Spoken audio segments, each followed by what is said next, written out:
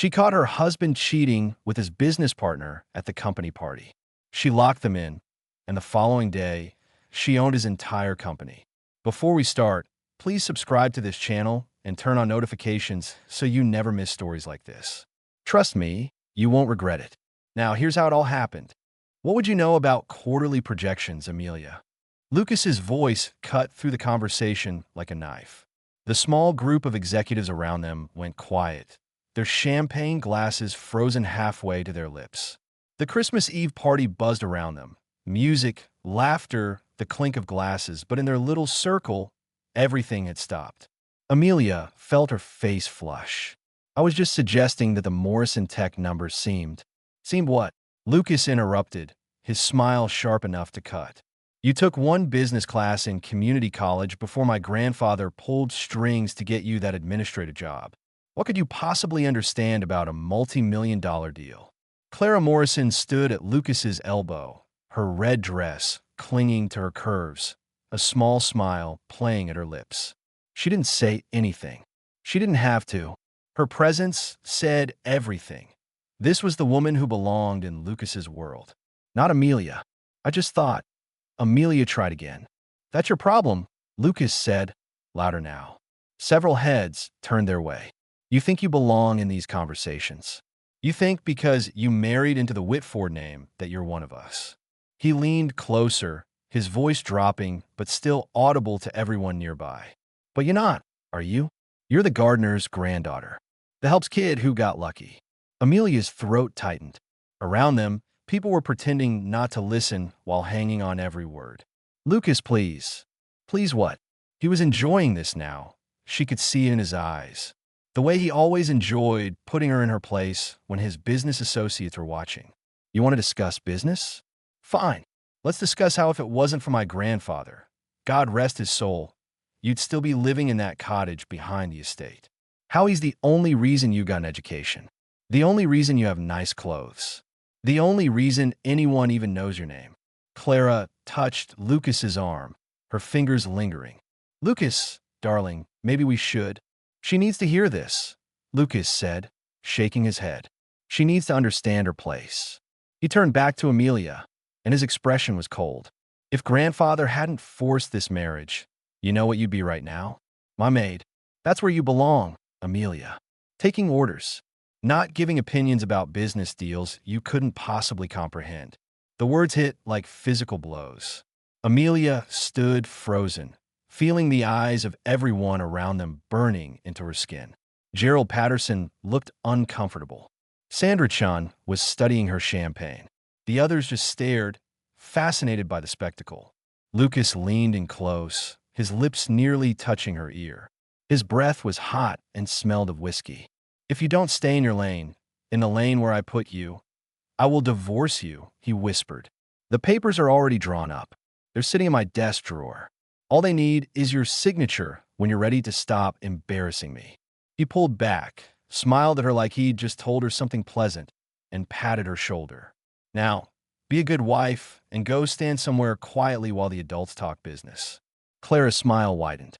She slipped her arm through Lucas's and guided him away, already launching into discussion about profit margins. The rest of the group drifted after them, grateful to escape the awkwardness. Amelia stood alone in the middle of the crowded ballroom. Around her, the party continued. Laughter, music, the orchestra playing Silent Night. Everything sparkled. Everything was beautiful, and she had never felt more invisible in her life. She walked to a small table near the wall and sat down heavily. Her hands were shaking. 3 years of this. 3 years of being told she wasn't good enough, wasn't smart enough, didn't belong. 3 years of Lucas treating her like an embarrassment he'd been forced to endure. If grandfather hadn't forced this marriage. Amelia thought about Reginald Whitford, Lucas's grandfather, who died 2 years ago.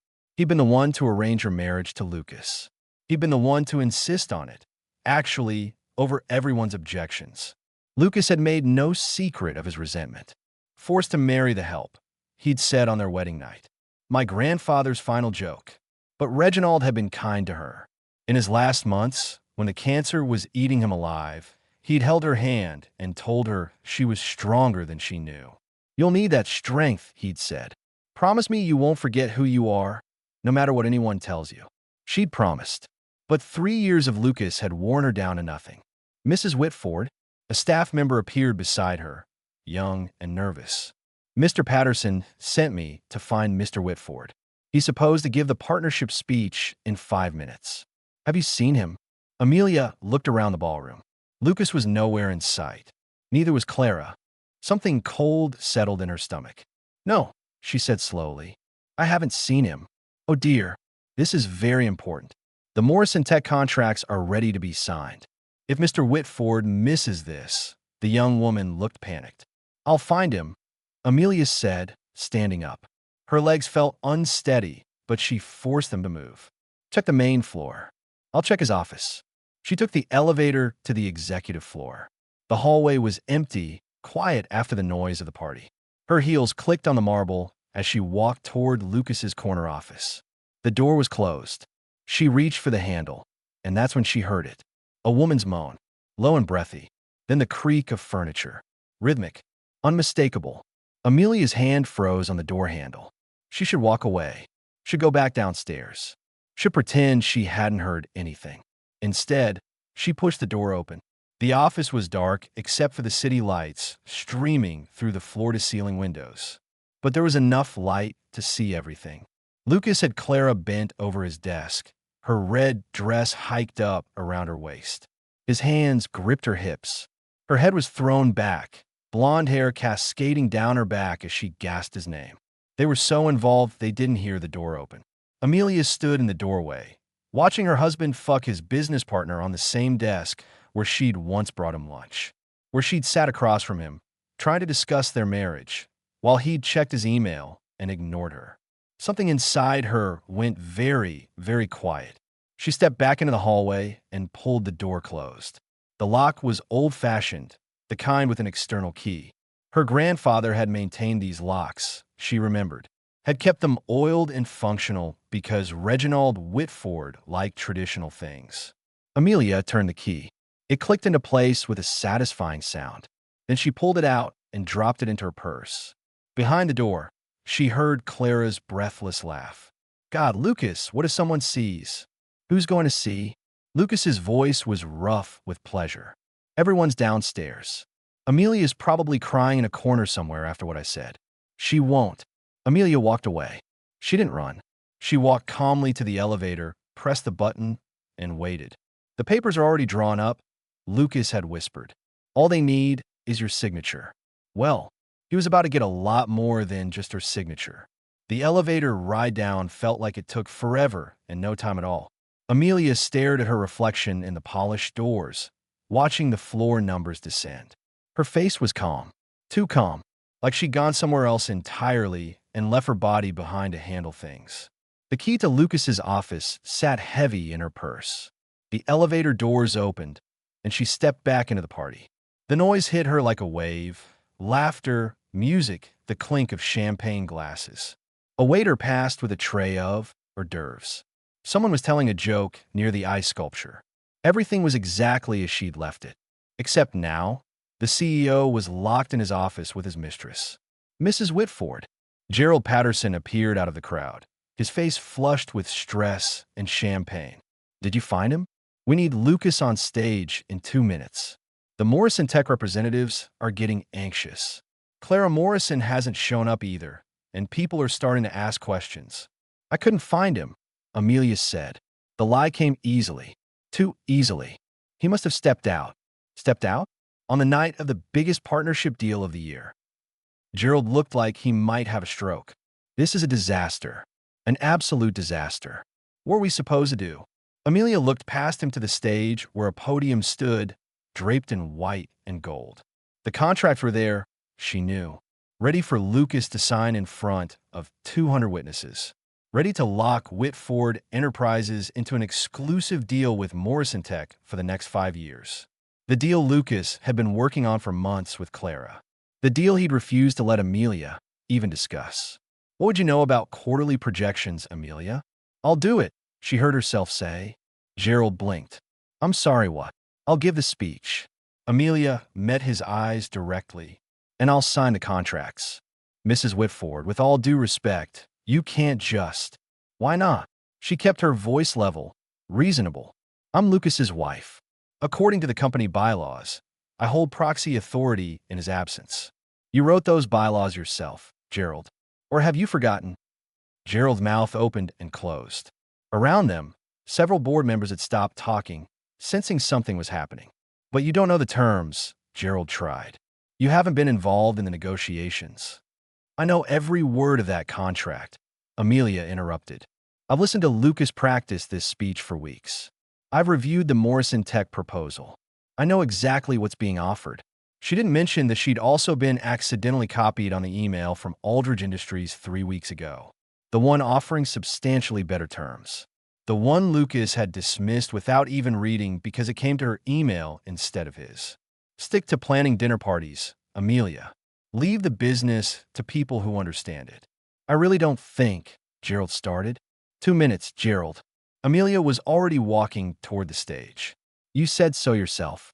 Unless you want to explain to everyone why the CEO missed the most important announcement of the year. She climbed the 3 steps to the stage, very aware of the eyes following her. The music was winding down. People were turning, sensing that something was about to happen. Phones were coming out. Of course they were. This was a major corporate event. Everything would be filmed, photographed, posted online before the night was over. Good. Amelia reached the podium and wrapped her fingers around its edges. The wood was solid and real under her hands. She looked out at 200 faces, all of them turning toward her with varying expressions of surprise, confusion, and curiosity. She cleared her throat. The microphone picked up the sound, broadcasting it across the now silent ballroom.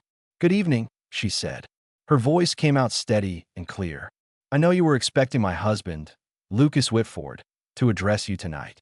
Unfortunately, he's been unavoidably detained. A ripple of nervous laughter. They thought she was joking. However, I'm pleased to stand before you in his place to discuss the partnership that will shape Whitford Enterprises' future. She paused, letting her eyes sweep across the crowd. She found the Morrison Tech representatives easily, a cluster of men in expensive suits, checking their watches and looking uncomfortable. As many of you know, we've been in negotiations with Morrison Tech for almost a year. Clara Morrison has presented us with what seems like a very attractive offer. She pulled out the Morrison Tech contract and held it up. Exclusive manufacturing rights, a percentage of profits, guaranteed contracts for 5 years. Amelia set the contract down on the podium. On paper, it looks impressive. Clara Morrison is nothing if not persuasive. Someone in the crowd shifted uncomfortably. Gerald was climbing onto the stage, his face purple. Mrs. Whitford, this is highly irregular. What's irregular, Gerald, is that 3 weeks ago, I received an email that was meant for my husband. Amelia's voice rose slightly to be heard over him. An email from Aldridge Industries with a counteroffer. An offer that is substantially better than what Morrison Tech is proposing. The room exploded into noise. People were talking over each other. Board members were standing up. The Morrison Tech representatives looked furious. 15% higher profit share. Amelia continued, raising her voice. Guaranteed contract for 10 years instead of 5. And most importantly, no exclusivity clause. The Morrison Tech deal would prevent us from working with any other manufacturers. Aldridge Industries has no such restriction. This is outrageous. One of the Morrison Tech representatives was pushing toward the stage. We had an agreement. You had negotiations, Amelia corrected. No contracts have been signed. Yet, she pulled a second folder from her purse. The Aldridge Industries contract she'd printed out that morning on some instinct she couldn't explain. She'd had the legal team review it without telling Lucas. Had confirmed every word was legitimate. I forwarded that email to my husband 3 weeks ago, Amelia said, and the room quieted to hear her. I told her we should at least consider it. Do you know what he said to me? She paused, looking out at all those faces. Some she recognized from dinner parties. Some had been at her wedding. All of them had watched Lucas treat her like she was invisible for 3 years. He told me to stick to planning dinner parties. He said I should leave business to people who understand it. Amelia's voice was steady, but she let the hurt show through. He said I was just the gardener's granddaughter, that I couldn't possibly comprehend a multi-million-dollar deal. Several people in the crowd looked uncomfortable now. They'd heard Lucas say things like that. They'd laughed along with him. So I did what any good wife would do. Amelia continued. I stayed quiet. I deleted the email. I went back to being invisible. She picked up the pen from the podium, the expensive one Lucas had chosen specifically for this moment. Until tonight, when I decided I was tired of being invisible. She pressed the tip to the signature line on the Aldridge Industries contract. Mrs. Whitford, you cannot do this without board approval. A board member was fighting through the crowd. Actually, I can. Amelia didn't look up from the contract. Emergency provisions in the company charter. In the CEO's absence, his designated proxy, that's me, has full authority to act in time-sensitive situations. This contract expires at midnight. It's now 11:45. She signed her name with quick, confident strokes. Amelia Rose Whitford. The date, December 24th. Christmas Eve. The night everything changed. She set down the pen and looked up at the crowd. Cameras were flashing. People were shouting questions. The Aldridge Industries representatives were pushing forward, looking shocked and delighted. The Morrison Tech people were storming toward the exits. And then the elevator doors opened. Lucas burst through them like a man possessed. His tuxedo jacket was gone. His shirt was half untucked and wrinkled. His perfectly styled hair looked like someone had run their fingers through it repeatedly. Clara Morrison stumbled out behind him, trying to straighten her red dress, her lipstick smeared across her mouth and chin. The room fell silent so fast, it was like someone had cut the sound. I turned to look at them, at their obvious state of undress, at Clara's hand still clutching Lucas's arm, at the way they both looked disheveled and guilty. Someone started laughing, then someone else. Within seconds, laughter was spreading through the crowd like wildfire. Lucas's face went from red to purple. His eyes found Amelia on the stage, and the rage in them was absolutely murderous. You, he snarled, striding toward her. The crowd parted to let him through. What the hell did you do? I gave a speech. I signed a contract. I did your job. You locked us in that room. Lucas's voice echoed through the ballroom, and several people gasped. You saw us and you locked the goddamn door. The laughter died instantly. Now the whispers were different, faster, more excited. Everyone was pulling out their phones, typing frantically. By morning, this would be all over the internet. I don't know what you're talking about, Amelia said calmly. I came downstairs because you were needed for the signing. When you didn't appear, I handled it myself. Don't play innocent. Lucas was on the stage now, getting in her face. She could smell Clara's perfume on him, could see the lipstick stain on his collar. You knew we were in there. You deliberately sabotaged. I sabotaged nothing, Amelia interrupted. Her voice was ice cold. I saved this company from a disastrous contract. The board will confirm that once they review the terms. The board will confirm nothing. Lucas grabbed her arm, his fingers digging in hard enough to bruise. Several people in the crowd moved forward, but Gerald Patterson held up a hand to stop them. You had no right to sign anything. You're nothing. You're just my wife. You're just the gardener's granddaughter that my grandfather forced me to marry. The words hit like physical blows. Amelia felt the blood drain from her face. The gardener's granddaughter. She'd almost forgotten. Her grandfather had worked on the Whitford estate for 40 years. He'd tended the gardens, trimmed the hedges, kept the grounds beautiful.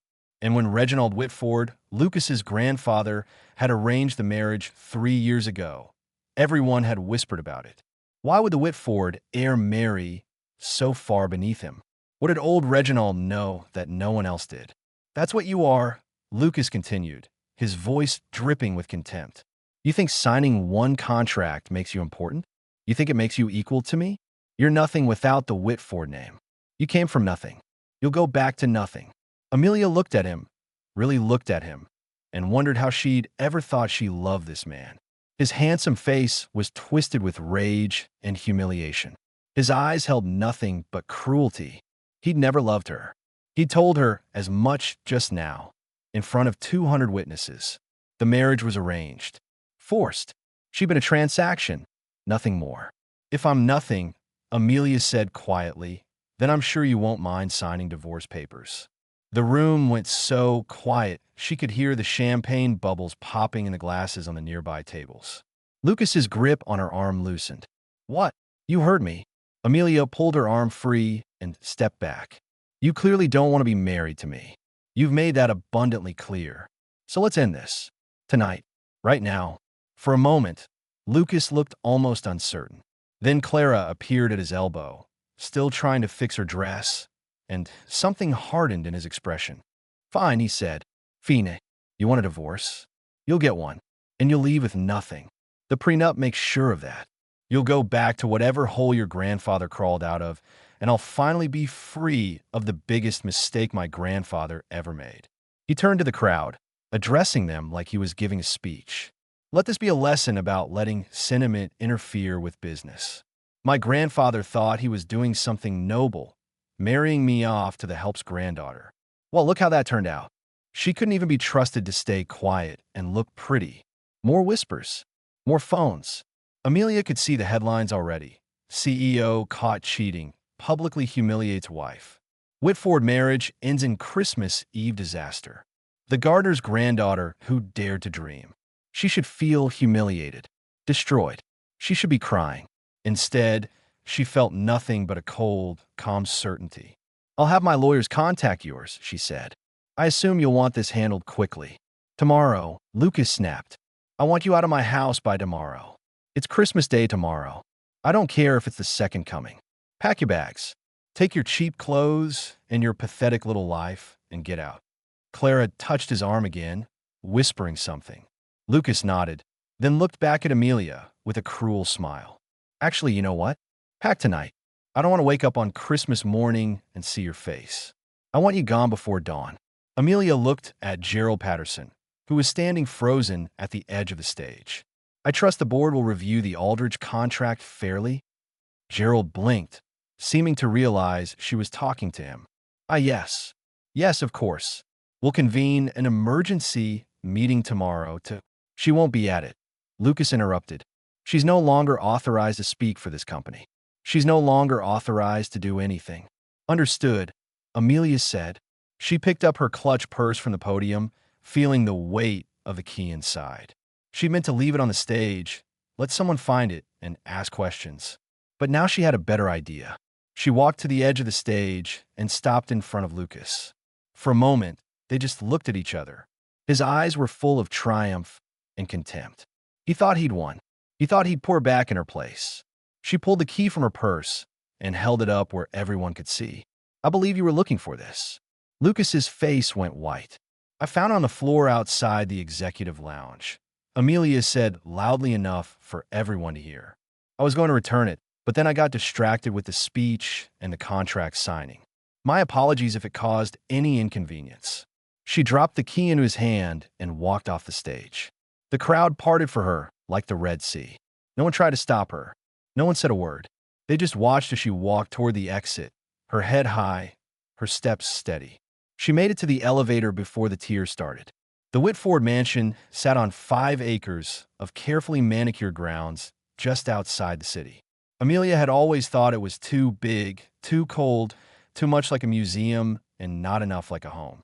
Tonight, as her car pulled through the iron gates, it looked like a prison. The driver, Marcus, who'd worked for the family for 20 years, kept glancing at her in the rearview mirror. She knew he'd heard what happened. Everyone who worked for the Whitfords would know by now. News traveled fast among the staff. Mrs. Whitford, he said quietly as they approached the circular driveway.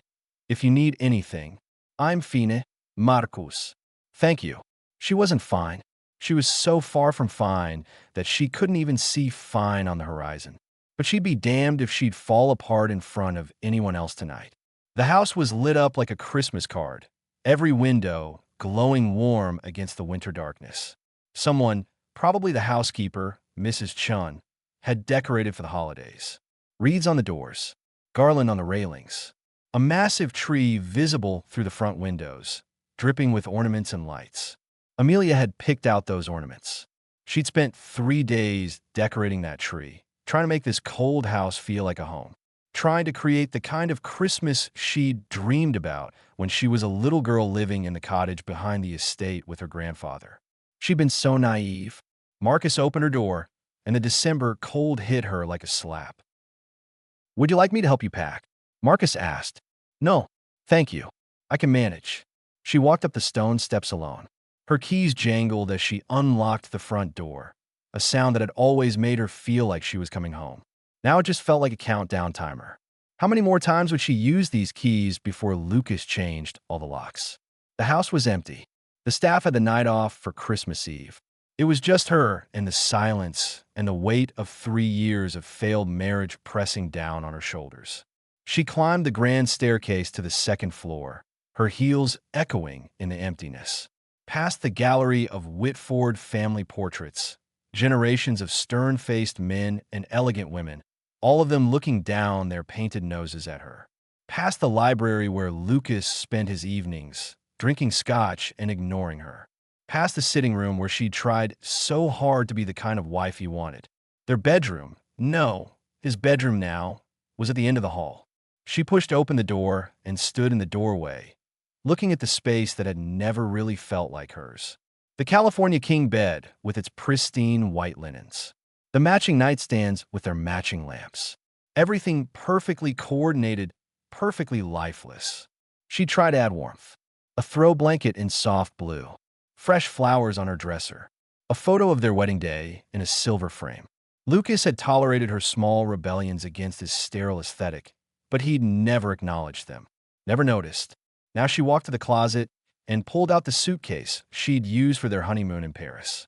3 years ago, she'd been so full of hope, packing this same suitcase with new lingerie and pretty dresses, believing that the trip would be the start of a real marriage.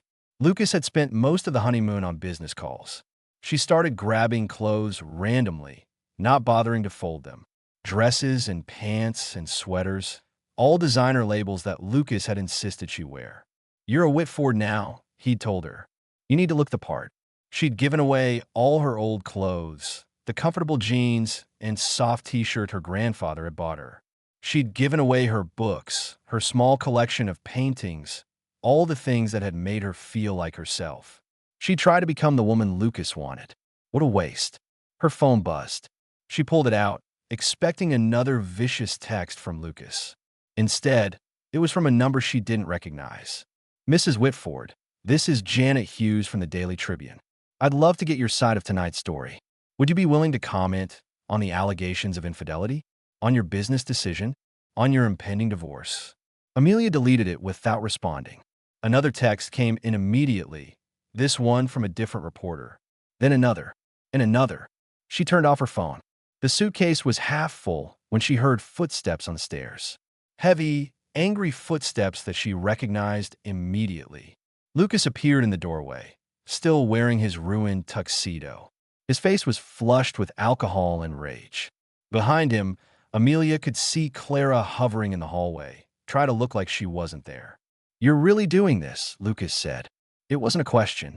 You told me to pack. I'm packing." "I didn't think you'd actually." He stopped, shaking his head. "Of course you would. You've already proven you're capable of anything, haven't you? Sabotaging my business deals. Humiliating me in front of the entire company. Destroying my reputation." Amelia folded a sweater with deliberate care. "I didn't sabotage anything. I made a better business decision.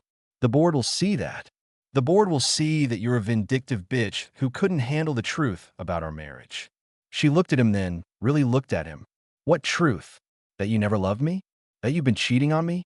That you only married me because your grandfather forced you to?" "All of it," Lucas said. He walked into the room, getting close enough that she could smell the whiskey on his breath.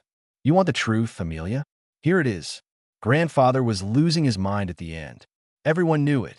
He had this obsession with your grandfather, with the estate, with making sure everything was taken care of. He insisted I marry you. Said it was important. Said there were reasons. What reasons? Who knows? He was old and confused. Maybe he felt guilty about how hard your grandfather worked. Maybe he wanted to play fairy godfather. Whatever the reason, he made it a condition of my inheritance. Marry Amelia Caswell or lose everything. Lucas laughed bitterly. So I married you. I did my duty. I gave you 3 years of my life. 3 years of hell, you mean? Clara called from the hallway. 3 years of pretending to be married to someone you couldn't stand. Amelia's hands stilled on the suitcase. She was there when he told you this.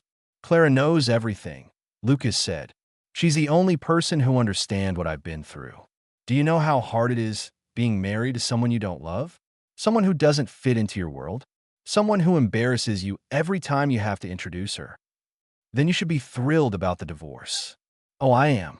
Lucas grabbed the photo of their wedding from the nightstand and threw it across the room.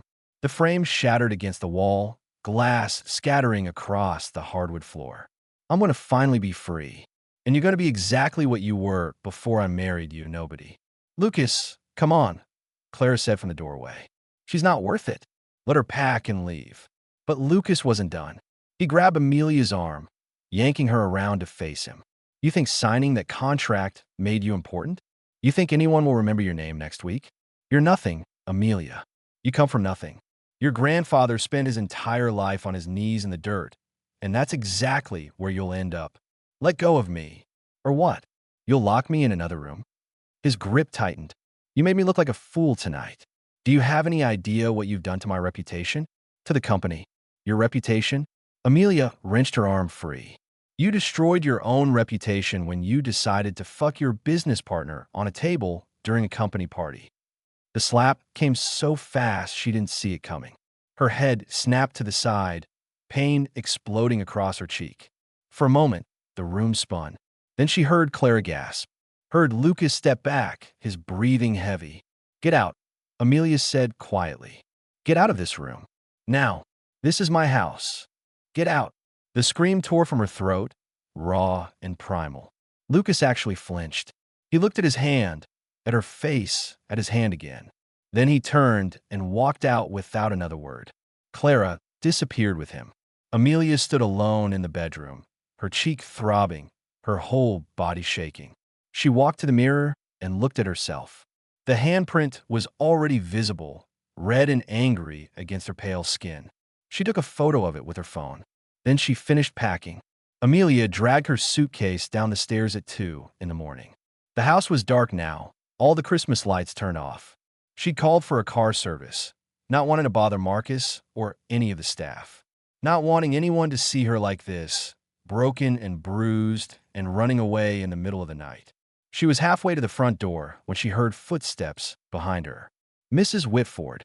She spun around, her heart hammering. But it wasn't Lucas. It was Mr. Caswell, the estate's head gardener. He was in his 70s now, with white hair and weathered hands that had spent decades working the Whitford grounds. He'd been her grandfather's closest friend. Mr. Caswell, what are you doing here? I thought everyone had the night off. I live in the cottage, he reminded her gently. I saw the lights on in the main house. Thought I should check. His eyes moved to her face, to the bruise that was already darkening her cheek. Something flickered in his expression. Anger, sadness, something else she couldn't name. Oh, child, I'm fine. You're not fine. None of this is fine. He moved closer, his movements slow and careful like he was approaching a wounded animal. I heard about what happened at the party. The staff are all talking about it. Of course they were. By morning, the whole world will be talking about it. I'm leaving, Amelia said unnecessarily, gesturing to her suitcase. Lucas wants me gone. And where will you go? She hadn't thought that far ahead. She had some money in her personal account, enough for a hotel for a few weeks. After that, she didn't know. The prenup Lucas had made her sign was ironclad. She'd walked into the marriage with nothing, and she'd leave with nothing. I'll figure something out, she said. Mr. Caswell was quiet for a long moment. Then he said, your grandfather would be heartbroken to see this. The words hit harder than Lucas's slap. Amelia felt her eyes fill with tears for the first time since leaving the party. Her grandfather had died 2 years ago, just a year into her marriage.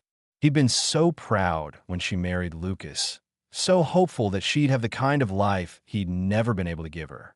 He'd walked her down the aisle with tears in his eyes, holding on her arm like he never wanted to let go.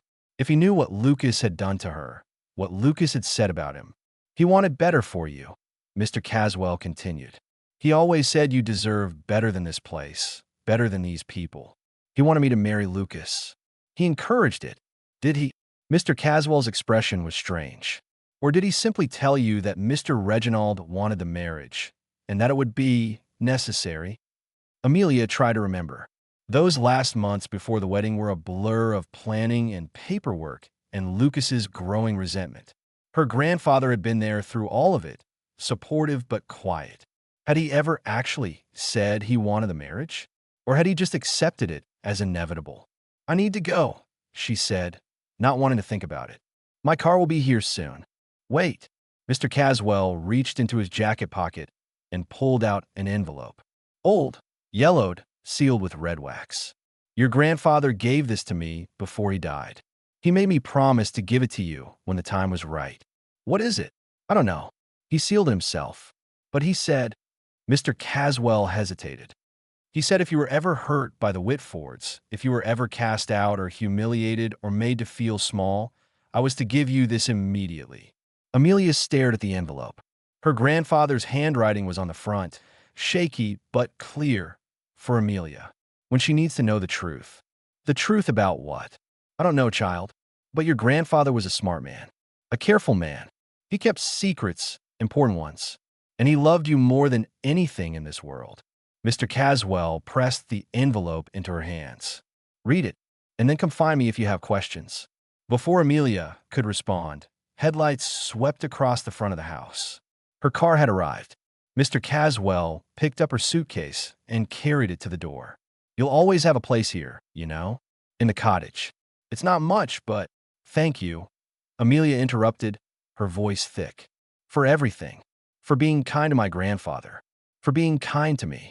Your grandfather was my best friend for 40 years. You're like family to me. He set the suitcase down and pulled her into a brief, gentle hug. Read the letter, Amelia. And remember, you're stronger than you know. She nodded, not trusting herself to speak. Then she grabbed her suitcase and walked out into the cold December night. The hotel was cheap and anonymous, the kind of place that didn't ask questions. Amelia paid for a week in cash and dragged her suitcase up 3 flights of stairs because the elevator was broken. The room smelled like stale cigarettes and industrial cleaner, and the bed sagged in the middle. It was nothing like the Whitford mansion. She'd never been so relieved in her life. She locked the door, threw the deadbolt, and sat on the edge of the bed. The envelope Mr. Caswell had given her was still clutched in her hand, slightly crumpled now. She stared at her grandfather's handwriting, traced the loops and curves with her finger. For Amelia, when she needs to know the truth. What truth? What could her grandfather possibly have kept from her that would matter now? She broke the wax seal and pulled out the letter. The paper was thin and covered in her grandfather's careful handwriting. Her eyes skimmed the first few lines, not really taking them in. Then she went back and read it again, and again, and again. By the 4th time through, she was shaking so badly she could barely hold the pages. My dearest Amelia, the letter began. If you're reading this, then something has gone terribly wrong. I'd hoped it wouldn't come to this, but I've spent 40 years learning that hope is not a strategy. So I took precautions. I kept records. I protected what was rightfully yours, even though doing so meant lying to you your entire life. I'm so sorry, my sweet girl, but you need to know the truth about who you really are. The letter went on for 3 pages. 3 pages that destroyed everything Amelia thought she knew about herself, about her grandfather, about the Whitfords. 3 pages that changed everything. The baby swap, the DNA evidence, the hospital records from 30 years ago, her grandfather's confession that he'd raised Reginald Whitford's biological granddaughter as his own, while Reginald raised the gardener's grandson as the Whitford heir. Lucas was the gardener's grandson. She was the Whitford. Amelia sat in stunned silence, the letter trembling in her hands. Then she reached the final page, and her breath caught. There's something else you need to know, my dear. Something that breaks my heart to tell you. 1 year after your marriage, Lucas became suspicious. I don't know what triggered it. Perhaps the way Reginald looked at you. Perhaps something he overheard. But he ordered a private DNA test. He collected samples from Reginald's hairbrush, from his own cheek, and somehow from you as well. The results came back, and Lucas learned the truth. I know this because Reginald showed me the private investigator's report. Lucas had been sloppy. The lab sent a copy to Reginald's doctor as part of the medical records. Dr. Price showed it to Reginald immediately. So Reginald knew. He knew that Lucas knew the truth. And he watched what Lucas became. Before the DNA test, Lucas was merely indifferent to you. Cold, distant, but not cruel. After the test, everything changed. He became calculating, vicious. He set out to break you, to make you so small and afraid that you would never dare to claim what was yours. Reginald was heartbroken. He'd hoped Lucas would be a good man. He'd hoped the boy he'd raised would prove worthy of the Whitford name, blood or not. Instead, he watched Lucas transform into something monstrous. That's when Reginald modified his will. He added the protection clause specifically because Lucas knew the truth and chose cruelty anyway.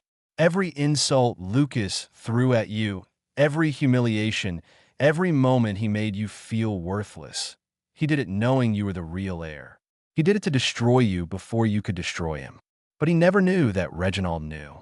Reginald died believing you would be protected, that if Lucas continued his cruelty, he would activate his own destruction. I pray Reginald was right. I love you, my sweet girl. You are stronger than you know. Your grandfather. Amelia sat frozen, the letter in her lap. Lucas knew. He'd known for 2 years. Every insult, every degradation, every time he called her the gardener's granddaughter, he'd known the truth. He'd known, and he'd used it to torture her. Her phone, the one she turned off at the mansion, sat on the nightstand. She powered it back on with shaking hands. 215 new messages. 63 missed calls. Her voicemail was full. She ignored all of it and dialed Mr. Caswell's number. He answered on the first ring like he'd been waiting. "You read it," he said. It wasn't a question. "Is it true?" Amelia's voice was barely a whisper. "All of it." Lucas knew every word. "I was there when Reginald got that investigator's report. I watched your grandfather's heart break when he realized Lucas had discovered the truth and chose to become cruel instead of kind." Mr. Caswell's voice was heavy. Reginald spent his last months watching Lucas, documenting every instance of abuse, every humiliation. He built an ironclad case for the will's protection clause. But why? Why didn't anyone tell me? Because Lucas was dangerous, child. A man who knows he's living a lie, who's willing to destroy someone to protect that lie. That's a man capable of anything. Your grandfather and Reginald agreed. You'd be safer not knowing until the time was right. The time is right now. The time was right the moment Lucas struck you. The moment he demanded a divorce. The moment he revealed exactly what kind of man he'd become. Mr. Caswell paused. "There are lawyers, Amelia." Reginald set everything up. "They've been waiting for this moment for 2 years.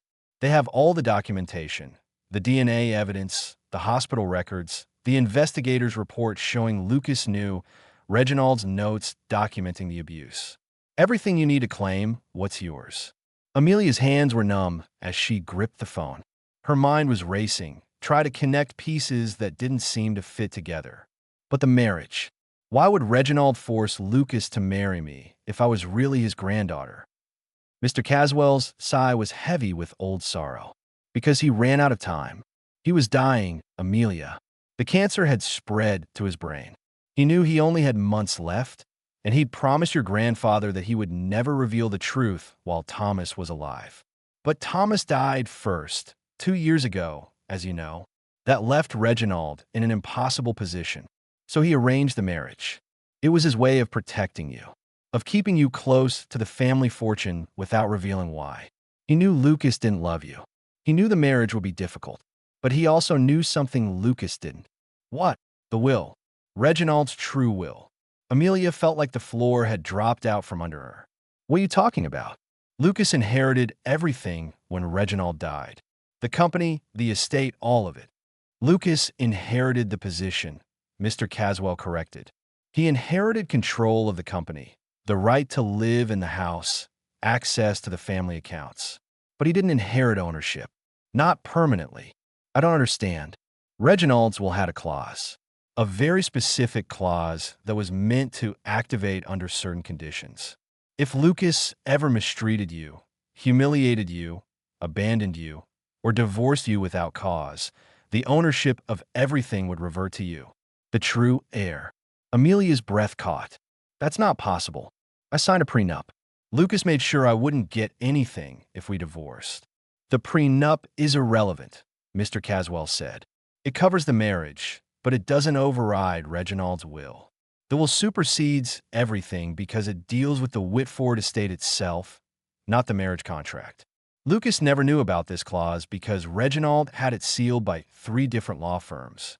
The documents were only to be opened if specific conditions were met. What conditions? Divorce initiated by Lucas. Public humiliation of you. Evidence of infidelity. Physical abuse. Mr. Caswell's voice hardened. I saw the bruise on your face, Amelia. I saw it, and I know who put it there. That alone triggers the clause. Amelia touched her cheek, wincing at the tenderness. So what happens now? Now you need to see Reginald's lawyers. I have their names and contact information. They've been waiting for this call for 3 years. They have all the documentation, the birth records, the hospital record from the night of the swap, witness statement from your grandfather and myself, everything. They can prove who you really are. But Lucas has no legal ground to stand on, Mr. Caswell interrupted. Reginald made sure of that. The will is ironclad. I've seen it myself. Reginald showed it to me and your grandfather before he died. He said if Lucas turned out to be the man Reginald hoped he'd be, kind, fair, honorable, then the clause would never activate. Lucas would live his whole life never knowing the truth, and you would be protected through the marriage. But if he wasn't, then you would get everything that was rightfully yours. The company, the estate, the fortune, all of it. Because you're not the gardener's granddaughter, Amelia. You're Reginald Whitford's only biological heir. After she hung up with Mr. Caswell, Amelia sat in the dark hotel room for a long time. The letter was spread out on the bed beside her, her grandfather's words swimming before her eyes. I know this must be overwhelming, my dear girl. I know you must have questions, must feel betrayed that I kept this from you. But please understand, I loved you as my own. Every day of your life, you were my granddaughter in every way that mattered. The blood didn't change that. Nothing could change that. But I also knew that someday, you might need to know the truth. Reginald and I, we made a plan. We protected you. And if you're reading this now, it means our plan worked. It means you're about to receive what was always meant to be yours. Don't let them make you feel small, Amelia. Don't let anyone tell you that you're not worthy of the Whitford name. You're more Whitford than any of them will ever be. Tears were streaming down Amelia's face, but she barely noticed. Her grandfather, the man who'd raised her, who'd read her bedtime stories and taught her to plant roses and held her when she cried, he'd carried this secret for 30 years. He'd worked on the Whitford estate, tending gardens that should have been hers, watching the family fortune being managed by a boy who had no blood claim to it. And he'd never said a word. How much strength had that taken? How many times had he wanted to tell her the truth? How many times had he swallowed his pride and his anger and just kept the secret? Her phone buzzed. Another message from a reporter. Then another, and another. The story was everywhere now.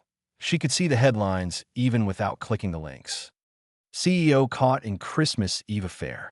Whitford marriage ends in scandal. From rags to riches to divorce. The Amelia Whitford story. They were treating it like entertainment. Like her pain and humiliation were just another juicy scandal to dissect over morning coffee. She turned off her phone again and picked up the business card Mr. Caswell had included with the letter. Harrison & Associates, Estate Law. A downtown address that probably cost more per square foot than her hotel room cost per month. Tomorrow was Christmas Day. The office would be closed. But Mr. Caswell had written a personal cell phone number on the back of the card in his neat handwriting. Call anytime, he'd written. They're expecting you. Amelia looked at the clock. 3 in the morning. Still technically Christmas Eve, though, but just barely. She dialed the number. A man answered on the second ring, his voice alert despite the hour. This is Harrison. Mr. Harrison? My name is Amelia Whitford. I was told to call you. There was a pause. Then, Mrs. Whitford, we've been waiting for your call for quite some time. Are you safe? The question surprised her. I'm safe. I'm at a hotel. Good. That's good. Can you come to our office tomorrow morning? I know it's Christmas, but this is urgent. We need to move quickly before Lucas can do any more damage. More damage. Mrs. Whitford, your husband filed for divorce at midnight. His lawyers are working overtime to try to finalize it before certain documents can be reviewed. We need to intervene immediately. Amelia felt a chill run through her. Of course, Lucas was moving fast. He wanted her gone, wanted to erase her from his life as quickly as possible. He probably thought he was being clever, filing on Christmas so that no one would be working, no one would notice. He had no idea what he'd just activated. I'll be there at 9, she said. Make it 8. And Mrs. Whitford, don't speak to anyone about this. Don't answer any calls from reporters. Don't post anything on social media. And whatever you do, don't sign anything Lucas's lawyers try to give you. Understand. One more thing. Do you have the bruise documented? Photos, witnesses, anything? Amelia thought of the photo on her phone. I have a photo. Good. Bring it. Bring everything. The letter from your grandfather, any documents Mr. Caswell gave you, the photo of the bruise. We're going to need all of it. After they hung up, Amelia lay back on the Saga Hotel bed and stared at the water-stained ceiling. Somewhere across the city, Lucas was probably sleeping soundly in the mansion, Clara beside him in the bed that used to be Amelia's. He thought he'd won. Thought he'd successfully gotten rid of the embarrassing wife who didn't fit into his perfect life. He had no idea that the woman he'd called nothing was about to take everything from him. Amelia closed her eyes and tried to sleep, but her mind was too full. She kept replaying the moment in the hallway when she'd seen Lucas and Clara together. The shock, the betrayal, the way her whole world had tilted on its axis. That moment had felt like an ending. Now she realized it had been a beginning. The offices of Harrison and Associates occupied the entire 40th floor of a gleaming downtown skyscraper. Amelia arrived at 7:45, wearing the same wrinkled dress from the night before, because it was the only thing in her suitcase that was remotely professional. The bruise on her cheek had darkened overnight to a deep purple. She tried to cover it with makeup, but it showed through. The receptionist, working on Christmas morning, which seemed almost cruel, didn't even blink at her appearance. Mrs. Whitford, Mr. Harrison is expecting you. Conference room 3. The conference room had floor-to-ceiling windows overlooking the city. In the distance, Amelia could see the Whitford building, its logo gleaming in the winter sunlight. Lucas would be there later today, probably, even though it was Christmas. He lived for that company. It was the only thing he'd ever truly loved. Soon, it wouldn't be his anymore. The door opened, and 3 people entered. The first was a man in his 60s with silver hair and sharp blue eyes. Mr. Harrison, she assumed. Behind him came a younger woman with dark skin and an armful of file folders, and an elderly man who looked vaguely familiar. Mrs. Whitford, Harrison said, extending his hand. Thank you for coming. I am David Carvison. This is my associate, Jennifer Chun, and this is Dr. Raymond Price. He was Reginald Whitford's personal physician for 30 years. Dr. Price. That's why he looked familiar. He'd been at family dinners occasionally, always sitting at Reginald's right hand, always watching everything with those sharp, assessing eyes. You knew, Amelia said to him. All this time, you knew who I was. I delivered you, Dr. Price said simply. I was there the night you were born. I witnessed the entire situation, the death of Reginald's grandson, the desperation, the decision to swap the babies. I documented everything because Reginald asked me to. He wanted proof in case it was ever needed. Jennifer Chun opened one of the file folders and spread documents across the conference table. Birth certificates, hospital records, DNA test results, witness statements, page after page of evidence, all meticulously organized. This is everything, she said. We've been maintaining these files for 30 years, per Reginald's instructions. Everything is authenticated, notarized, legally binding. Amelia picked up the birth certificates.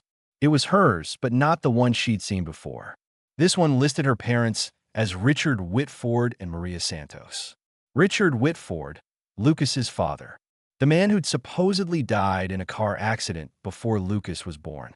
He didn't die in a car accident, Harrison said, watching her face. That was the story Reginald told the world. The truth is that Richard died of a congenital heart defect 3 days after you were born. But not before he'd fallen in love with Maria, a nurse at the hospital. They'd kept their relationship secret because Reginald would never have approved of the match. So when Richard died and the baby died, Amelia couldn't finish the sentence. Maria was devastated, Dr. Price said quietly. She had severe postpartum complications. She died 2 days later. We tried everything, but he shook his head. It was a tragedy, and Reginald, in his grief, made a decision that would change multiple lives forever. He took my grandfather's grandson and claimed him as his own. Your grandfather, Thomas Caswell, had just become a widower himself. His wife died in childbirth. He had a newborn grandson and no way to care for him while working full-time on the estate. When Reginald approached him with a proposal, Harrison paused. Thomas was a practical man. He saw an opportunity to give his grandson a better life. The Whitford fortune, the Whitford name, all the privileges that came with it. And in exchange, he would raise Reginald's true granddaughter, keep her safe, keep her away from the vultures who would have fought tooth and nail to prevent a woman from inheriting. But I still don't understand why Reginald forced the marriage between Lucas and me. Jennifer Chin pulled out another document, a copy of Reginald's will, marked with dozens of colored tabs. This is why. Let me walk you through it. She flipped to a section near the middle, highlighted in yellow. This is the primary inheritance clause. Upon Reginald's death, Lucas inherits control of Whitford Enterprises and all associated assets. Standard stuff. But then we get to this section. She flipped to a page marked with red tabs, which outlines the conditions under which the inheritance can be revoked and transferred. Amelia leaned forward, reading the dense legal language. It took her a moment to parse it, but when she did, her breath caught. If Lucas divorces his wife, Amelia Caswell Whitford, without just cause, or if he is found to have committed adultery during the marriage, or if he physically or emotionally abuses said wife, or if he publicly humiliates or demeans her, then all assets will immediately transfer to Amelia Caswell Whitford, who is hereby revealed as the true biological heir of the Whitford estate. Reginald bet on Lucas's character, Harrison said. Or rather, he bet on Lucas's lack of character. He knew his adopted grandson, your grandfather's biological grandson, well enough to predict how the marriage would go. He gave Lucas 3 years. 3 years to prove he could be a decent husband, a good man. If he'd succeeded, the truth would have stayed buried forever. But he didn't succeed, Amelia whispered. No, he failed spectacularly. Jennifer pulled out Amelia's phone and the photo of her bruised cheek. This alone is enough to trigger the transfer clause. But we also have testimony from over 200 witnesses who saw Lucas with Claire Morrison in a state of undress. We have his public statement from last night where he admitted to infidelity and called you, and I quote, nothing but the gardener's granddaughter. We have the divorce papers he filed at midnight, which establishes that he initiated the split. He handed us everything we needed, Harrison said with grim satisfaction. Every piece of ammunition we could possibly want. Lucas Whitford destroyed his own inheritance through his own cruelty and stupidity. Dr. Price leaned forward, his expression gentle. Your grandfather, Thomas, he was a good man. He loved you deeply, but he also knew that someday you might need this protection. That's why he and Reginald created this fail-safe. They wanted to make sure that no matter what happened, you would be taken care of.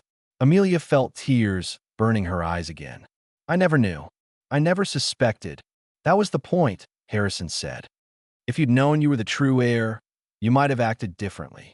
You might have been targeted by people who wanted to prevent you from inheriting. This way, you were safe, hidden in plain sight, just the gardener's granddaughter. Until Lucas revealed his true colors, Jennifer added, which, according to Reginald's notes, he always believed would happen eventually. Lucas was raised with privilege and entitlement. He was never taught the value of kindness or loyalty. Reginald hoped the marriage might change him, but he wasn't surprised when it didn't. Harrison pulled out a thick stack of papers. This is a petition to execute the transfer clause of Reginald Whitford's will. We'll file it this morning. Yes, on Christmas we have a judge standing by, and by this evening you will legally own everything. The company, the estate, the fortune. All of it. What about Lucas? Lucas will retain nothing. The prenup you signed is irrelevant because you're not claiming marital assets. You're claiming your inheritance as Reginald's biological heir. Lucas has no legal standing to contest it. The DNA evidence alone is conclusive. Amelia looked down at the papers, at her grandfather's signature on the witness statements, at Reginald's careful provisions. Two men who'd worked together to protect her, to give her a chance at justice. What I need to do? Sign here, here, and here, Jennifer said, pointing to highlighted sections of the document. This authorizes us to file the petition on your behalf and to begin the immediate transfer of assets. Amelia picked up the pen. Her hand was steady now, all the shaking from the night before gone. She thought about her grandfather, working in the gardens while watching over the granddaughter of his heart. She thought about Reginald, dying with secrets that would reshape lives. She thought about Lucas, spending 2 years systematically destroying her because he knew the truth. She signed her name. Good, Harrison said, gathering the papers. Judge Morrison, no relation to Clara, thankfully, is waiting for these at the courthouse. She agreed to expedite the filing because of the domestic violence component. He gestured to Amelia's bruised cheek. That makes this a protective order as well as an inheritance claim. Lucas will be served with papers by this afternoon. He's going to fight this, Amelia said. Of course he will, but he'll lose. The evidence is overwhelming, and more importantly, the law is on your side. Reginald's will is legally bulletproof. We made sure of that. Harrison smiled grimly. I spent 3 years reviewing every word of this document with Reginald before he died. He wanted to be absolutely certain there were no loopholes, no ways for anyone to contest it. What happens to Lucas? Where does he go? That's not your concern, Jennifer said firmly. He'll have to find his own way, just like he expected you to do. The mansion will be yours. He'll have 30 days to remove his personal belongings. The company will be yours. He'll be removed as CEO by the board of directors as soon as they're informed of the ownership change. His bank accounts, his investments, everything tied to the Whitford fortune will be frozen and then transferred to you. He'll still have whatever personal money he earned, Harrison added. We're not leaving him destitute. But the Whitford fortune was never legally his. It was always meant for you. Dr. Price stood up slowly, his joints creaking. I should go. I just wanted to be here to tell you that your father, Richard, he was a good man. Kind, gentle, nothing like Lucas. If he'd lived, he would have been proud of you. Amelia felt a lump in her throat. You knew him. I delivered him too. I watched him grow up. He was Reginald's pride and joy, brilliant, compassionate, always trying to make the world better. Dr. Price's eyes were sad. His death broke Reginald's heart. And then Maria's death. He shook his head. But you're like both of them. You have Richard's kindness and Maria's strength. That's why Reginald protected you the way he did. You were all he had left of his son. After Dr. Price left, Harrison and Jennifer walked Amelia through the logistics. There would be a press conference, probably in the next few days, once the papers were filed and the transfer was official. There would be board meetings, shareholder notifications, 100 administrative details to manage. We'll handle most of it, Harrison assured her. You've been through enough. Just focus on taking care of yourself. But Amelia didn't want to focus on herself. For 3 years, she'd been passive, letting things happen to her. Now, finally, she wanted to take action. I want to be at the mansion when Lucas is served, she said. Harrison and Jennifer exchanged glances. Mrs. Whitford, Harrison said carefully, I don't think that's a good idea. Given what happened last night, I'll have security with me. I'll have both of you with me. But I want to be there. I want to see his face when he realizes what he's lost. Jennifer smiled slowly. I like the way you think. They arrived at the Whitford mansion at 2 in the afternoon. Amelia rode in Harrison's Mercedes, watching the familiar gates swing open. 3 security guards followed in a second car, professionals Harrison had hired for exactly this purpose. The mansion looked different in daylight. Smaller somehow, less impressive. Or maybe Amelia had just changed. Maybe she was finally seeing it for what it really was. Just a house. Stone and wooden glass. Nothing magical. Nothing worth sacrificing yourself for. Lucas's car was in the driveway. So was Clara's. Of course she's here, Amelia muttered. Better, Jennifer said. She should see this too. They walked up to the front door, and Amelia used her key, the one Lucas hadn't thought to take from her yet. The lock turned, and the door swung open. The house smelled like coffee and something sweet, cinnamon rolls, maybe. Christmas morning breakfast. How domestic. They found Lucas and Clara in the dining room, sitting at the table that was set for 2. Champagne in crystal glasses. Plates of fancy food that the chef must have prepared before taking the day off. They were laughing about something, Clara's hand on Lucas's arm, both of them looking relaxed and happy. They looked up when Amelia walked in, and the laughter died. What the hell are you doing here? Lucas demanded, standing so fast his chair scraped against the hardwood. I told you to leave. I told you. You told me a lot of things, Amelia said calmly. Most of them were lies. Clara stood too, tried to look dignified despite the fact that she was wearing Lucas's shirt and nothing else. Lucas, who are these people? I'm David Harrison, attorney at law, Harrison said, stepping forward with a folder. And I'm here to serve Lucas Whitford with legal notice of inheritance revocation and asset transfer.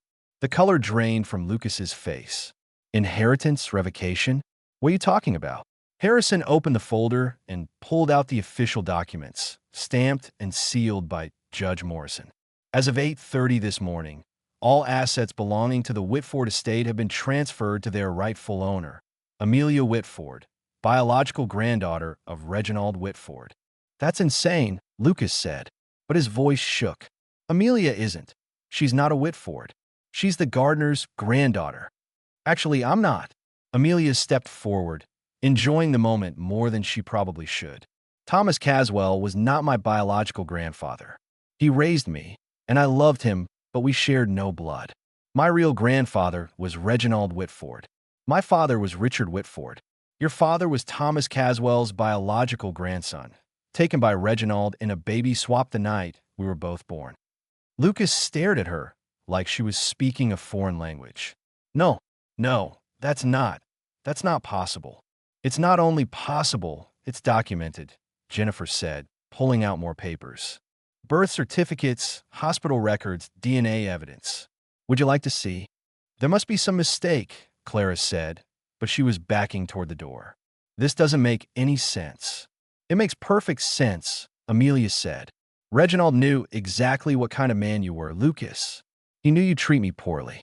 He knew you'd cheat, that you'd humiliate me, that you'd probably hurt me. So he built a fail-safe into his will. If you proved yourself to be cruel and unfaithful, I would inherit everything. And you proved it spectacularly, in front of 200 witnesses.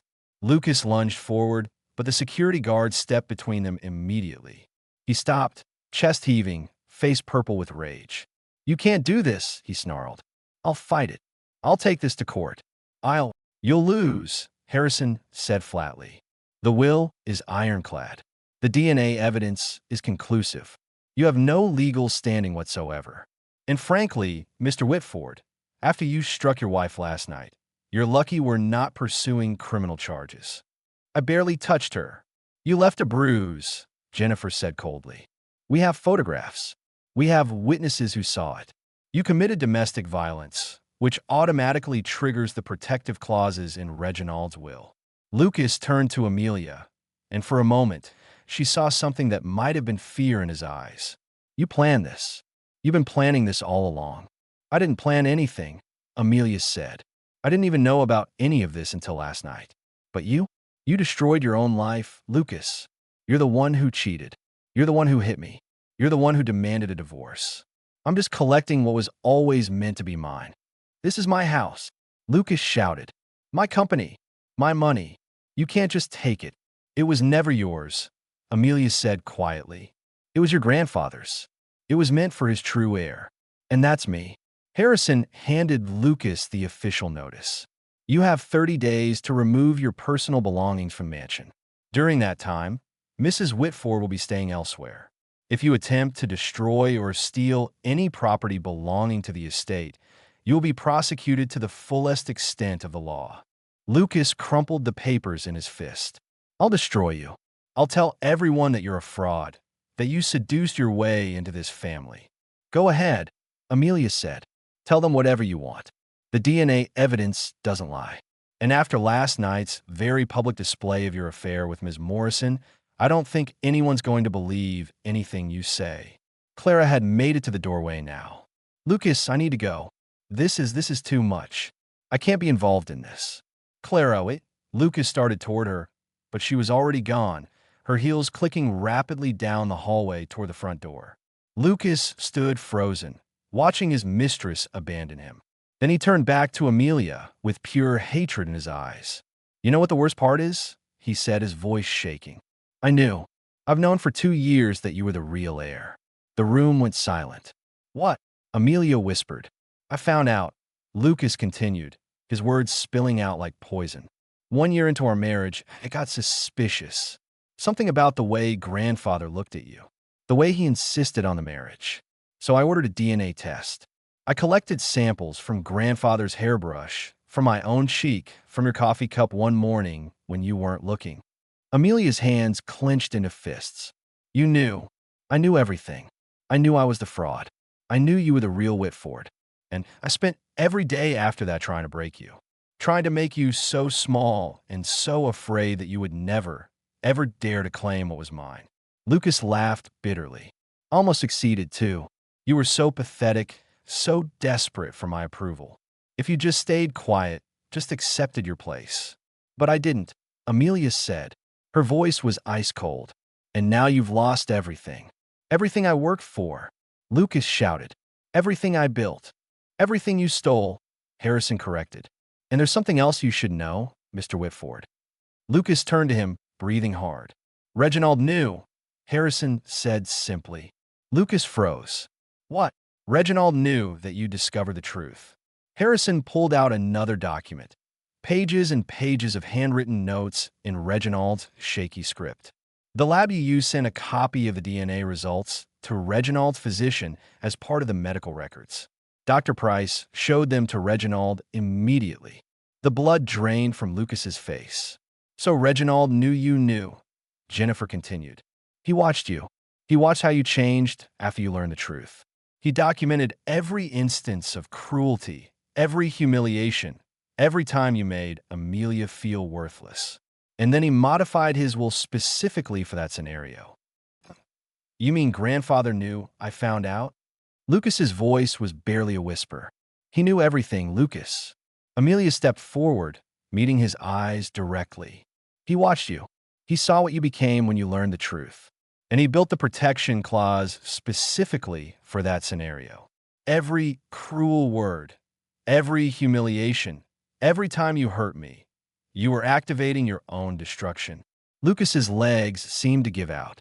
He sat down hard in the chair, staring at nothing. He gave you a choice, Amelia continued. Even knowing the truth, you could have been kind. You could have been a good husband. You could have proven yourself worthy of the Whitford name, blood or not. But you chose cruelty. You chose to try to break me. And in doing so, you broke yourself. She looked at him. This man who'd made her life hell for 3 years. This man who'd known she was the rightful heir and had tried to destroy her to protect his lie. And she felt nothing but cold, empty satisfaction. You thought you were outsmarting a dead man, she said. But Reginald outsmarted you from beyond the grave. Lucas's face crumpled. For a moment, Amelia thought he might cry. Then his expression hardened into something ugly and desperate. I'll fight this, he said. I'll fight it until I have nothing left. I'll make your life a living hell. You're welcome to try, Harrison said. But you should know that every legal challenge will be public record. Every filing will detail exactly why you lost your inheritance. The DNA evidence. The baby swap. Your discovery of the truth and your subsequent abuse of your wife. Do you really want all of that aired in court? Lucas opened his mouth, then closed it again. I didn't think so, Harrison said. He turned to Amelia. We should go. We have a board meeting in an hour. Amelia nodded. She looked at Lucas one more time, at his broken expression, his slumped shoulders, his hands shaking on the table. Goodbye, Lucas, she said. I hope whatever life you build from here is better than the one you try to force on me. She walked out of the dining room, through the foyer, and out the front door. The winter sun was shining, the snow from last night sparkling on the grounds. Everything looked clean and new. Behind her, she heard Lucas shouting something. She didn't bother to listen. She was done listening to him. Clara had been silent through most of the exchange, but now she stepped forward, her face pale. Lucas, maybe we should get a lawyer. Oh, Ms. Morrison, Jennifer said, turning to her with a smile that didn't reach her eyes. I almost forgot. You're named in these documents, too. Clara froze. What? The Morrison Tech deal that you were about to sign?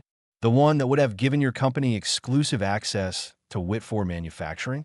That's been officially canceled. Mrs. Whitford, as the new owner of Whitford Enterprises, has declined to honor any agreements made under false pretenses. But the contract was never signed, Jennifer interrupted. Mrs. Whitford wisely chose to sign with Aldridge Industries instead. A much better deal, I might add.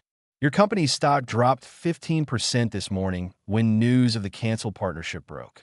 I imagine it'll drop more when investors learn about your affair with the married CEO. Clara's face went from pale to red. You bitch. Careful, one of the security guards said, moving closer. Threatening language won't help your situation. Lucas grabbed Clara's arm. We're leaving. Come on. Where are we going to go? Clara hissed at him. This is your house. Not anymore, Amelia said. She walked to the window and looked out at the gardens where her grandfather had worked for 40 years, where she'd played as a child before her whole life had changed. This house belongs to me. Everything belongs to me.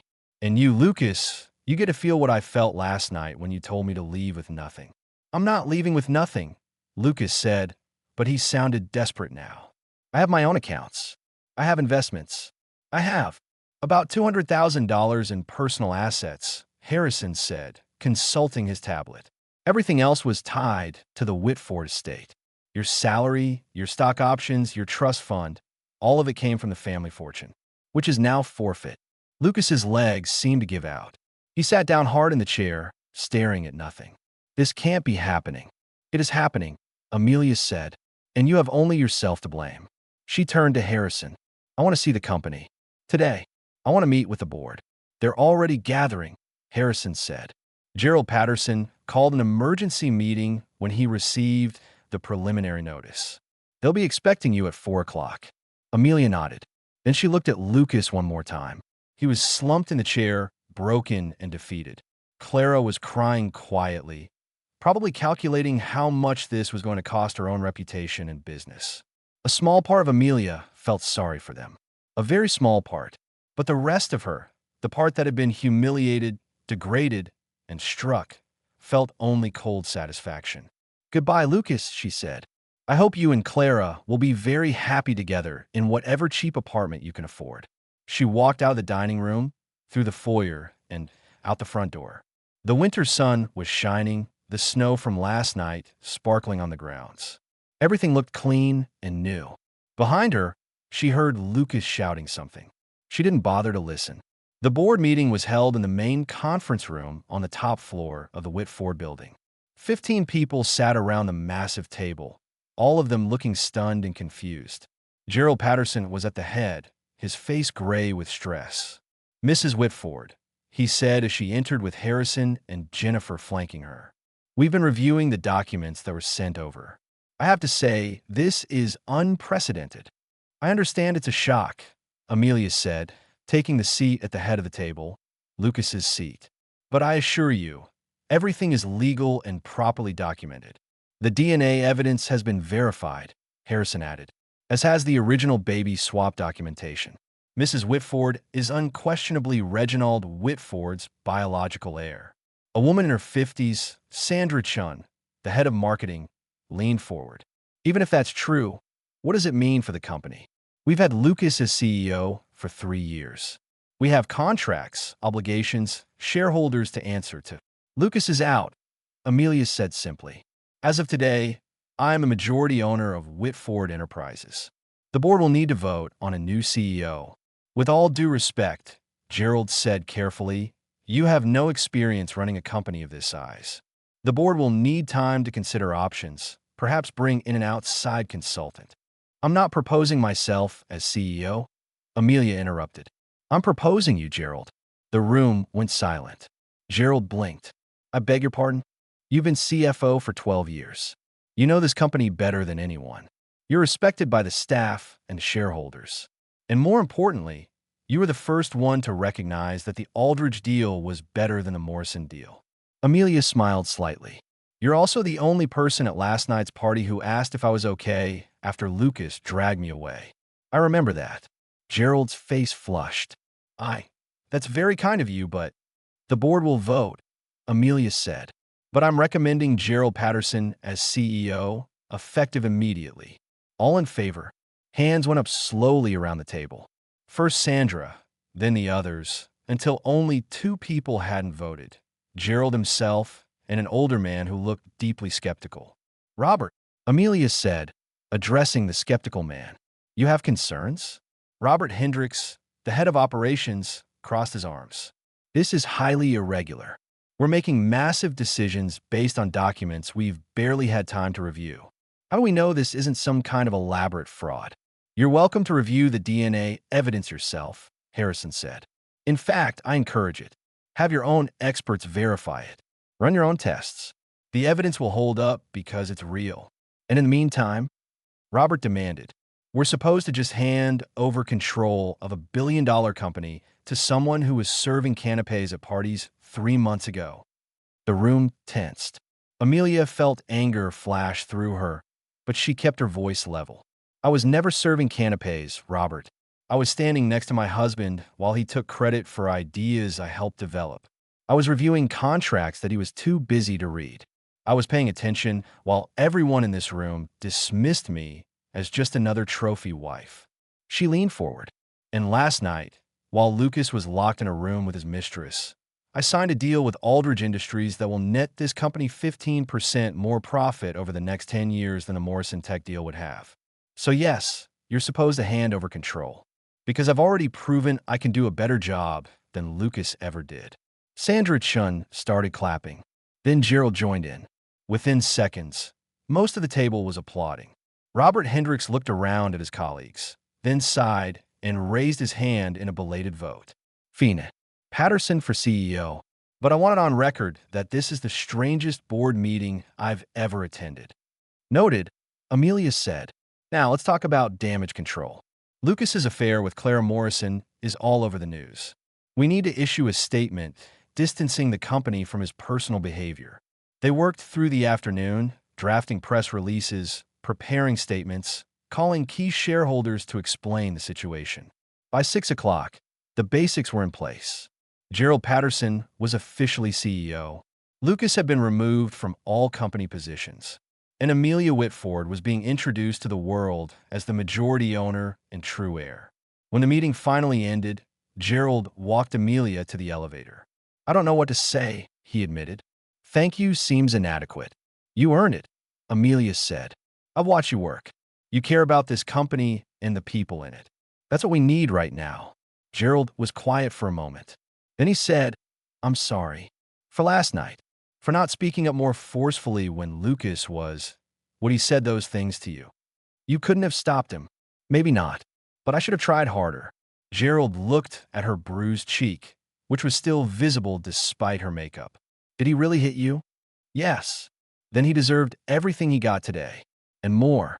The elevator arrived, and Amelia stepped in. As the doors started to close, Gerald called out, Mrs. Whitford? What will you do now? With the company, the estate, all of it. Amelia thought about it. 24 hours ago, she'd been the invisible wife, the woman no one noticed or valued. Now she owned one of the largest companies in the state. She had wealth she'd never dreamed of. She had power. I'm going to make my grandfather proud, she said. Both of them. 1 week later, Amelia stood in the gardens of the Whitford estate. The snow had melted, leaving the ground soft and dark. Spring would come soon, bringing new growth to the roses her grandfather had planted decades ago. Mr. Caswell was there too, kneeling by one of the flower beds, his weathered hands gentle on the soil. He looked up when Amelia approached. "I thought I'd find you here," she said. "Old habits." He smiled. "Your grandfather and I spent 40 years tending these gardens together. I can't seem to stop even now." Amelia knelt beside him, not caring that her expensive pants were getting dirty. "Tell me about him." "My real grandfather, Richard Whitford." Mr. Caswell's expression softened. "He was kind. That's the first thing anyone would tell you about Richard. Kind and brilliant and so full of life. He used to come out here and help your grandfather, help Thomas with the gardens." Said helped him think. "And my grandmother, Maria, she was beautiful, not just on the outside, though she was stunning, but she had this light about her, this warmth. Richard loved her completely. They knew Reginald would never approve of the marriage. She came from nothing, no family name, no wealth. So they kept it secret. They were going to run away together after the baby was born." Mr. Caswell's voice grew thick. "But then Richard's heart gave out, and Maria, she just couldn't survive losing him. So I killed them both," Amelia said quietly. "By being born." "No." Mr. Caswell grabbed her hand, his grip surprisingly strong. "Don't you ever think that. They wanted you desperately." Richard's last words were asking Dr. Price to take care of his baby girl. "You were loved before you even took your first breath." Amelia blinked back tears. "Why didn't Reginald acknowledge me? If Richard loved me, if Maria died bringing me into the world?" "Because Reginald was afraid. His whole life, he'd fought to build the Whitford empire. He'd made enemies, powerful people who would have done anything to prevent a woman from inheriting. He'd seen what happened to female heirs in other families, the lawsuits, the hostile takeovers, the mysterious accidents." Mr. Caswell shook his head. "So he made a devil's bargain. He took Thomas's grandson and raised him as his own heir, knowing the boy had no real claim. And he gave you to Thomas, knowing you'd be safe as the gardener's granddaughter, until he forced Lucas to marry me. That was his attempt at redemption. He was dying, and he wanted to give you something. But he also knew Lucas's true nature, so he created the fail-safe. If Lucas proved worthy, you'd be protected through the marriage. If he didn't," Mr. Caswell gestured at the mansion behind them, "then you'd get everything that was rightfully yours anyway." It was a gamble. It was the best he could do with the time he had left. Mr. Caswell stood slowly, brushing dirt from his knees. "Your grandfather, Thomas, he understood. He knew that someday you might need to know the truth. That's why he wrote that letter. That's why he documented everything. He must have hated lying to me. It destroyed him a little every day. But he loved you more than he hated the lie." Mr. Caswell looked at her with steady, gentle eyes. "That's what love is, Amelia. Sometimes it's making the hard choices. Sometimes it's carrying secrets that weigh on your soul. Sometimes it's working in someone else's garden and watching them raise your grandson as their own, all because you know it's the only way to keep everyone safe." Amelia thought about her grandfather, Thomas, spending 40 years on these grounds. Watching Lucas grow up spoiled and entitled. Watching Reginald die with his secrets. Never saying a word, never revealing the truth because he'd promised. "I want to honor him," Amelia said. "Both of them, Thomas and Reginald.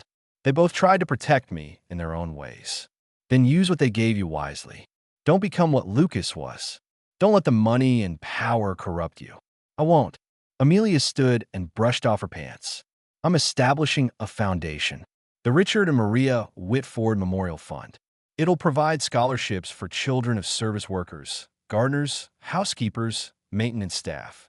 Kids who have potential but no opportunities." Mr. Caswell's eyes filled with tears. "They would have loved that. And I'm renovating the cottage." "Your cottage. You've lived there for 50 years. It's time it had proper heating and plumbing."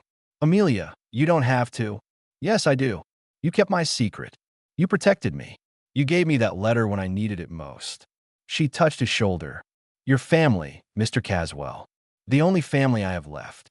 They stood together in the garden, surrounded by roses that would bloom again in spring. In the distance, Amelia could see the mansion, its windows gleaming in the winter sun.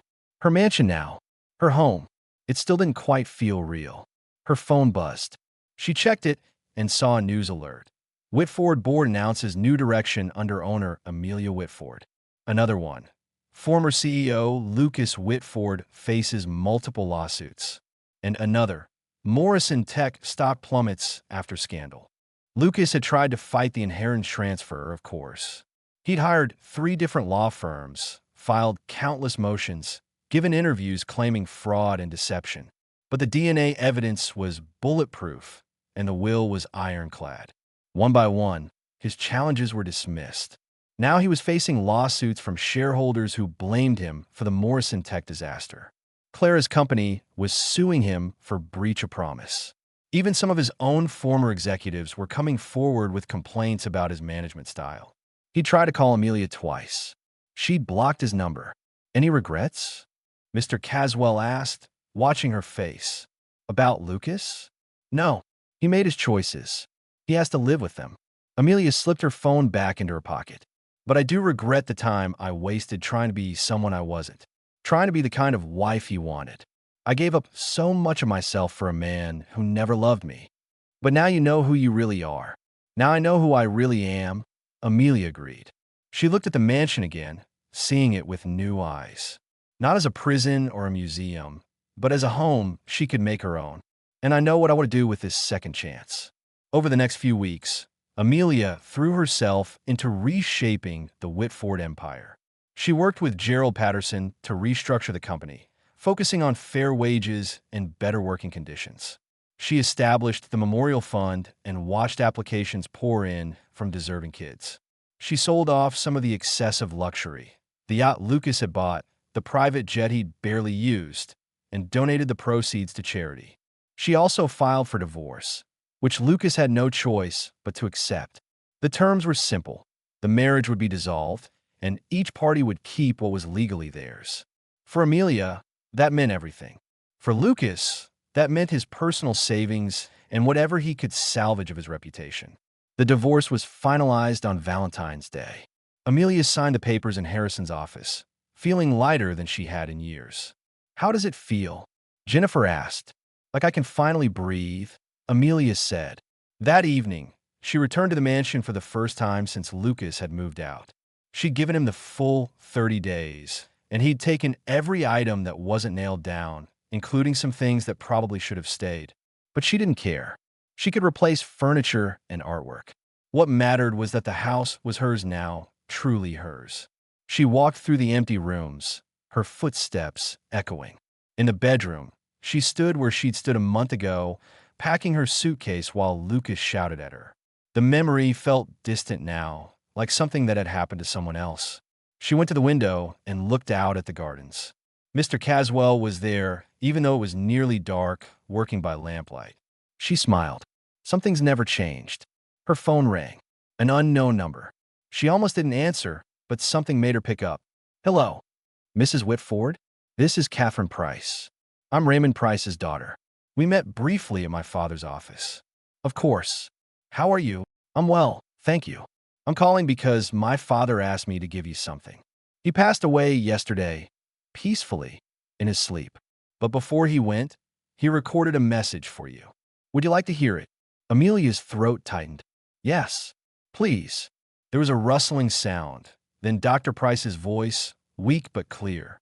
"Amelia, if you're hearing this, then my time is up. I want you to know how proud I am of you. Not just for claiming your inheritance, though that took courage, but for staying true to yourself through it all. Your father, Richard, he would have been so proud. Your mother, Maria, she would have loved you beyond measure. And Reginald, well, I think he knew all along that you'd be stronger than Lucas ever was. You're a Whitford through and through, but the best kind. The kind who leads with compassion instead of cruelty. Remember that. Honor your name, but make it your own. And know that every person who truly knew you has always believed in you." The recording ended.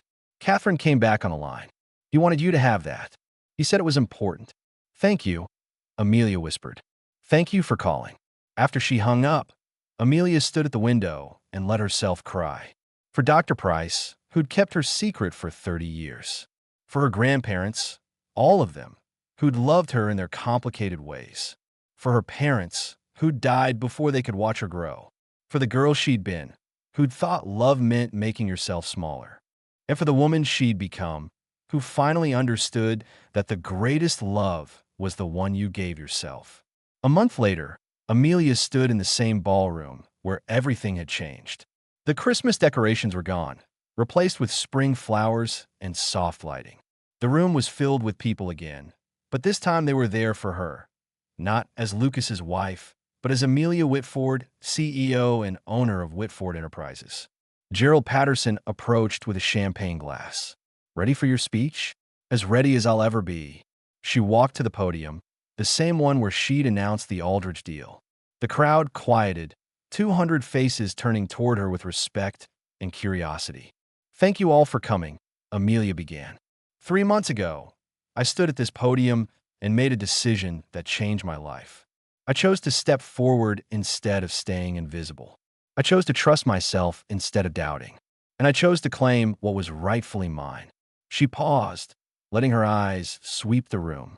She saw familiar faces, board members, employees, people who'd watched her transformation with amazement.